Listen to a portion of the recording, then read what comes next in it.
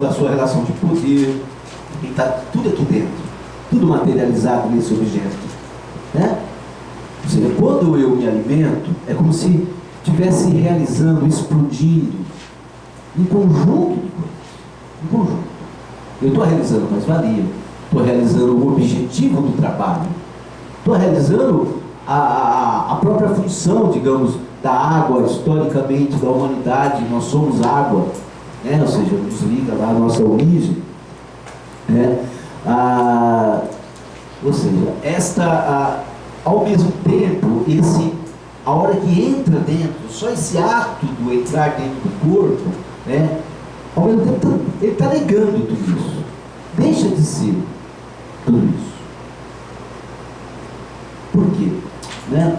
Não importa mais aqui a mercadoria, né? O nosso corpo, né? Então, assim, que o nosso corpo em si, não é nisso que ele está pensando naquele momento.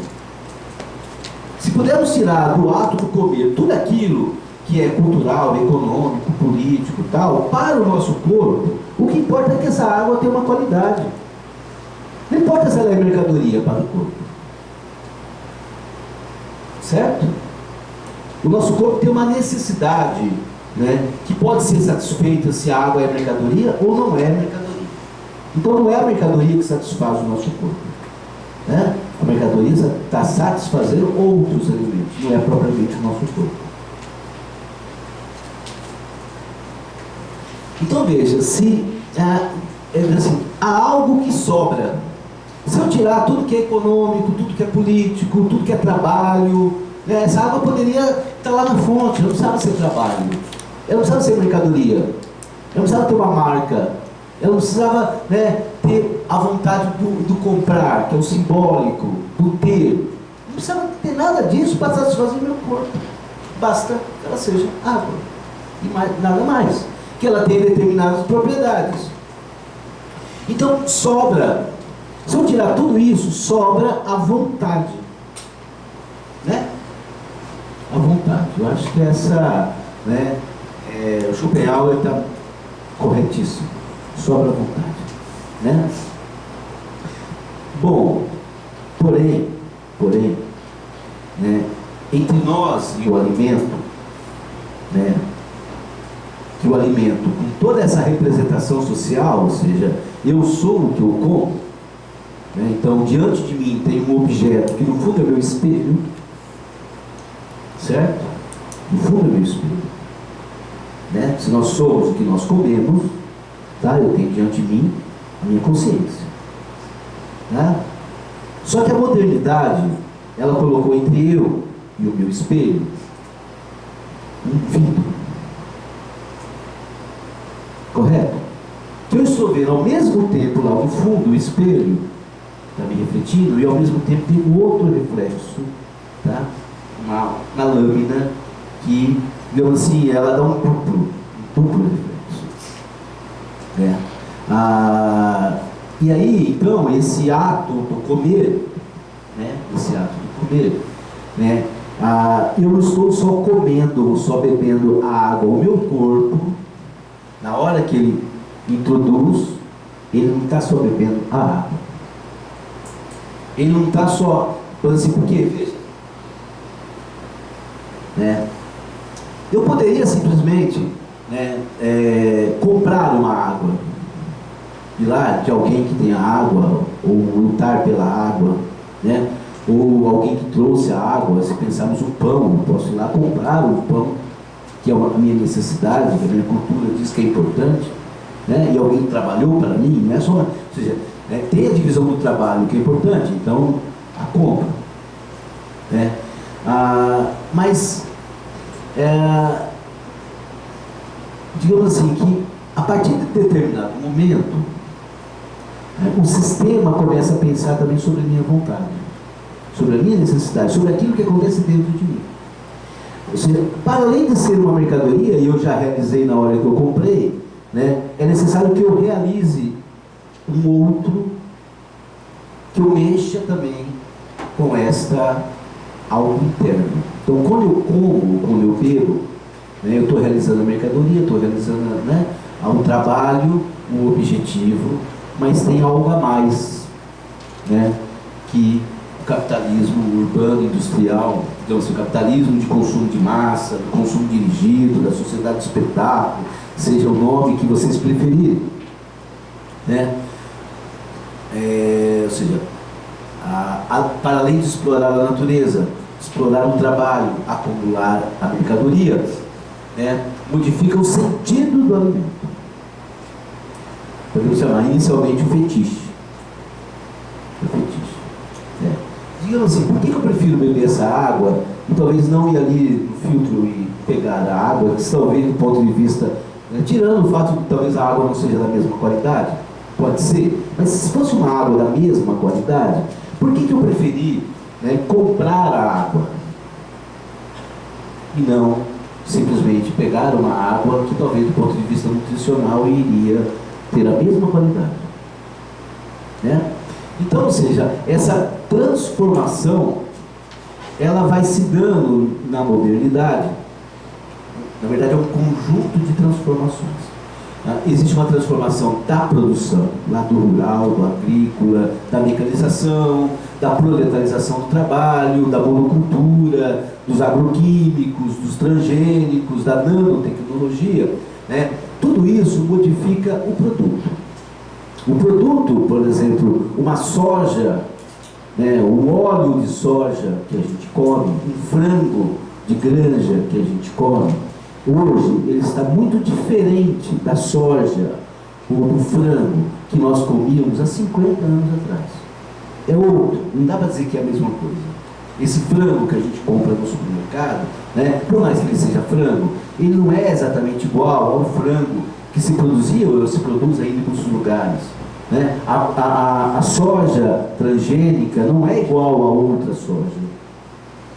Essa transformação, esse objetivo da transformação, ele tem o sentido da apropriação de um conjunto de saberes históricos de camponeses, de cozinheiras, de artesãos, e ele vai, além dele se apropriar, ou seja, produzir no lugar dos outros, no lugar do trabalho, do trabalhador, substituir o trabalhador pelas máquinas, substituir a herança genética, né, por uma modificação genética, substituir a fertilidade natural pela fertilidade química, né, substituir o crescimento natural pelos hormônios. Além de modificar isso, ou seja, o objeto, se apropriar, substitui a própria ideia de necessidade. Ou seja, né, há um simulacro. Porque quando eu bebo essa água, né, naturalmente, ou seja, pela minha própria natureza, eu bebo para satisfazer uma necessidade, a minha necessidade. Quando eu compro a mercadoria, a água, eu ainda estou, mesmo comprando, sabendo que eu estou realizando uma mais-valia, a mercadoria, eu ainda estou comprando a água. Agora, se me desse uma pílula para matar a sede, aí já é outra coisa. Correto? Por quê? Porque aí eu estou trabalhando com a memória, digamos, matar a sede, matar a fome, né? E ao mesmo tempo eu estou trabalhando com a lembrança do sabor, do aroma, da forma, né? Então veja, vou pegar hoje como que eles, né, a indústria está lidando com a memória e com a lembrança. Com a memória, que é a questão da forma, essa memória profunda, né? Estão lidando porque descobriram que se eu misturar gordura, sal e açúcar, eu satisfaço as minhas necessidades, grande parte das necessidades nutricionais. Ou pelo menos, né, o corpo se sente satisfeito. Eu estarei obeso daqui a alguns anos, com problema cardíaco e muitos outros, mas o corpo se sente, né, digamos assim, que ele foi suprido a necessidade, né? Mas a lembrança e a história dos sabores, né, dos aromas, da forma, né, pode ser que simplesmente mexendo ali substituindo os ingredientes, não dê conta. Então vamos lá. Vamos supor que eu possa, do ponto de vista nutricional, misturar açúcar, sal e gorduras e substituir do ponto de vista nutricional a lasanha que minha avó faz de domingo, eu fazia. Correto?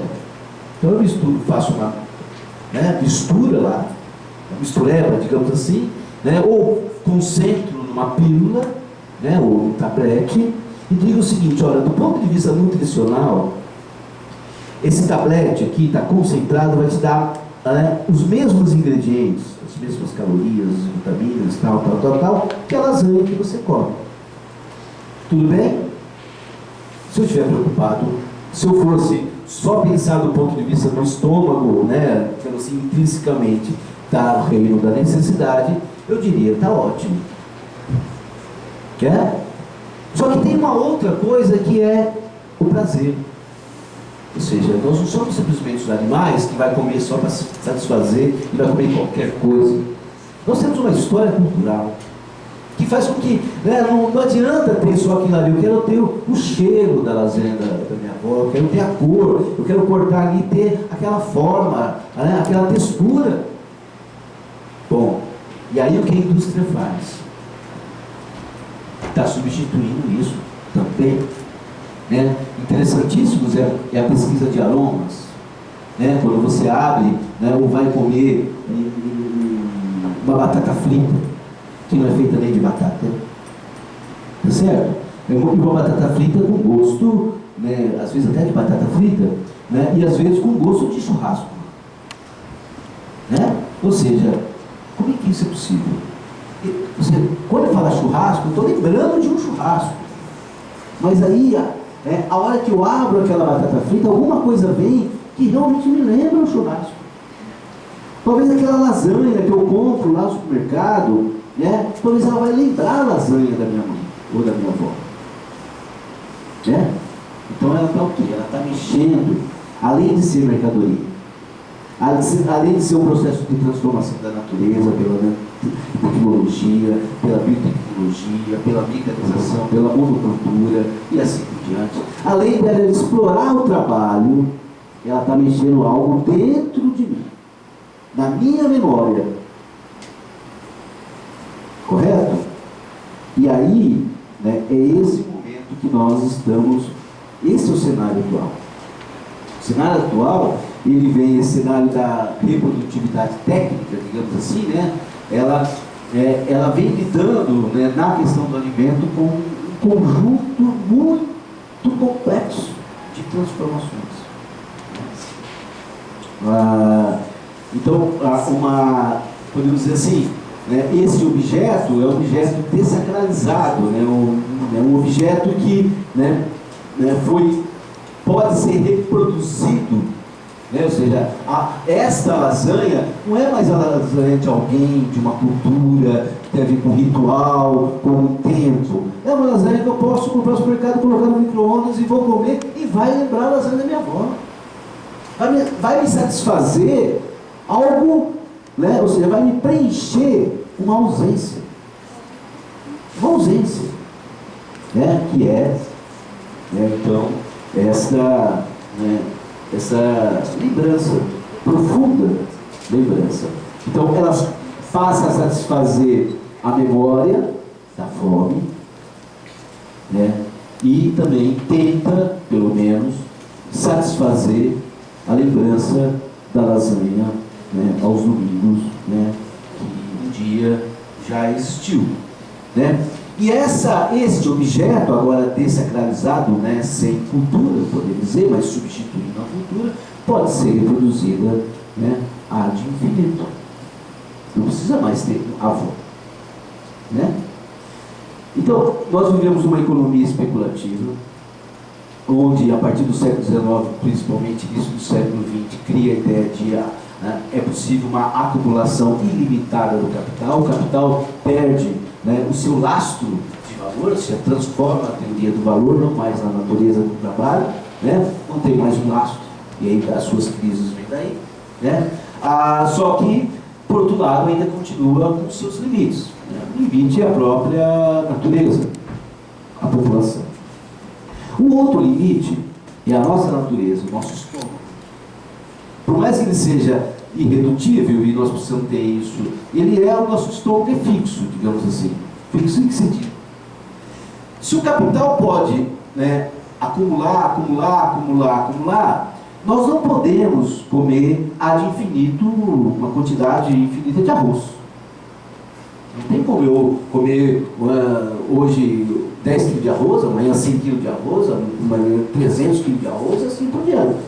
Então, se o capitalismo expandir a sua área de produção, né, ou a sua capacidade produtiva, né, ad infinito, né, do ponto de vista do alimento, a não ser que a população também, aí, invertendo a possibilidade do malthus, né, tenha que crescer, né, para dar condição a essa reprodução.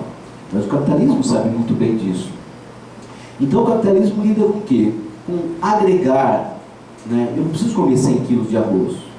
Eu preciso pagar como se fosse 100 quilos de arroz, né? Não sei se antes eu comprava o arroz integral, assim, arroz. Agora eu compro arroz X, arroz Y, né? Arroz parbolizado, arroz enriquecido, arroz pré-cozido, arroz de um jeito, arroz para aquilo, arroz...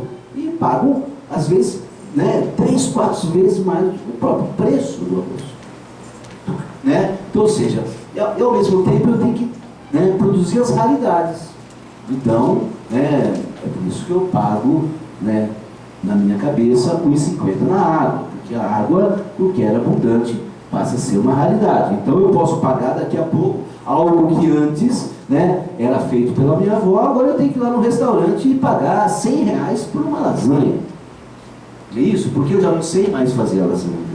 Eu já não sei mais cozinhar, não tem mais fogão na minha casa, é micro-ondas, né? Então eu, né, tenho que ir lá no supermercado, se eu quiser ainda ter acesso, né, a uma gastronomia que me distinga dos outros seres humanos que tem que comer aquela que está lá no supermercado, que virou um alimento sem distinção, por mais que eu acho que tem uma distinção, é um alimento mercadoria, né? Digamos assim, eu tenho que pagar a mais. E agora, a base do valor não é mais a produção lá natural, agrícola, é a industrial, a agroindustrial, de um complexo agroindustrial tecnológico alimentar, que vai da agronomia, da química, da física, da psicologia, da economia e assim por diante, tanto no campo como na cidade, que está dominando o setor alimentar. O que nós nos alimentamos passa por impérios agroalimentares. E esses impérios, né, nos transformaram em consumidores de alimento. Né? Enquanto consumidores de alimento, numa sociedade do consumo de massa, né, por objetos reproduzíveis, sem depender nem da natureza e nem do trabalho, na cabeça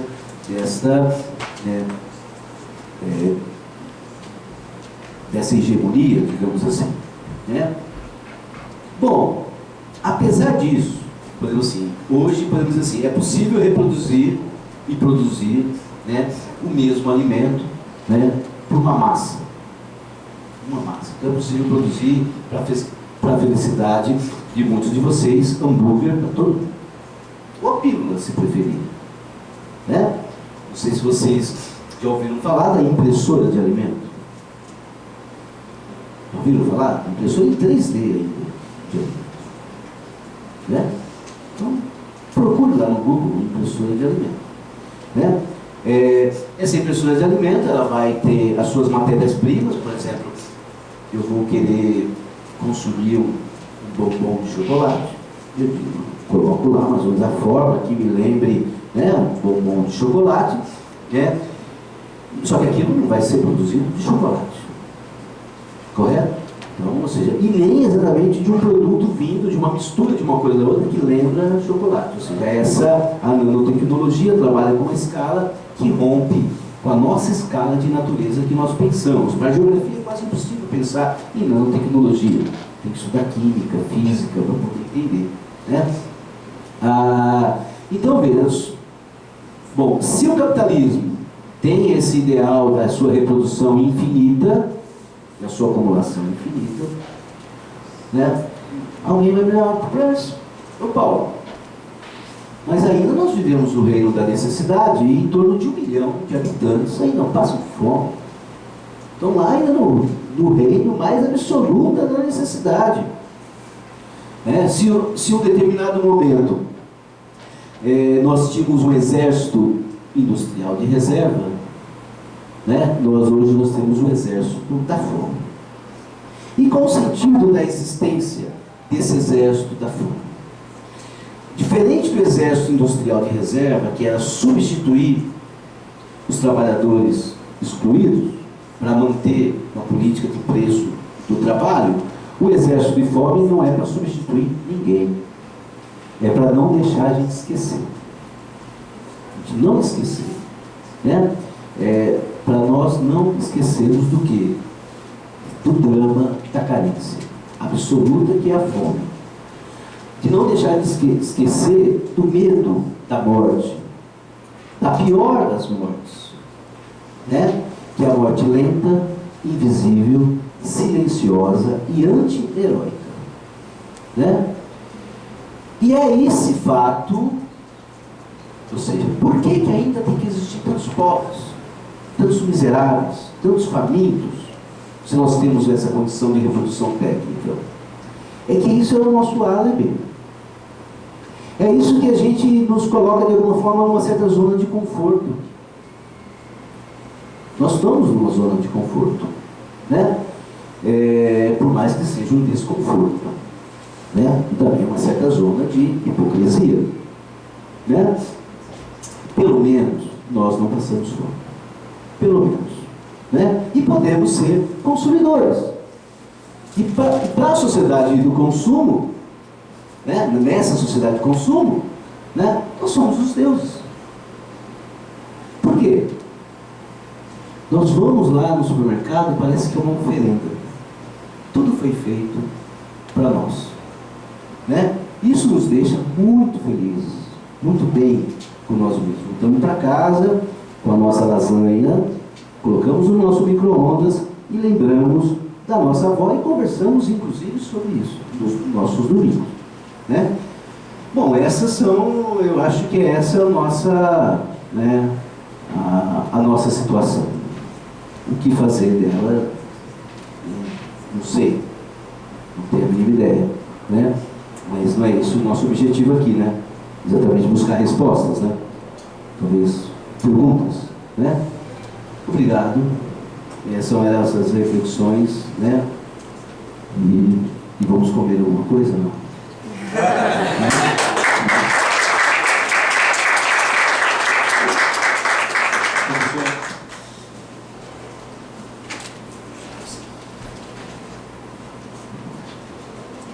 Paulo, as meninas programaram um banquete.